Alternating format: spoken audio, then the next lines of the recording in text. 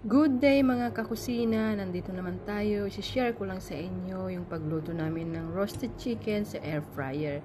So ayan po, nag-marinate na po kami ng chicken and 3 different taste or spices.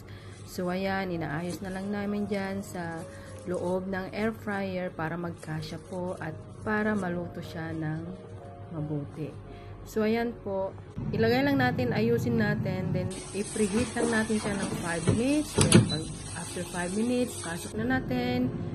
Then, iset na natin yung timer into 30 minutes. So, hintayin lang natin maluto. So, dyan pala, hindi na namin naipakita or hindi ko na naipakita yung pag-flip namin sa chicken. So, luto naman siya, maayos naman siya. So, ayan, after 30 minutes, ayan na po ang resulta. Masarap siya. So, tender at juicy yung chicken. So, ganyan lang po ang pagluto. Napakasimple at napakabilis ang pagluluto gamit ang air fryer at well done po ang ating chicken. Maganda pong gamitin at irekomenda sa ating pamilya, lalo na't iniiwasan natin ngayon yung mga deep fry food. So ayan, ready to serve na ang ating roasted chicken. Tara na, kain na tayo!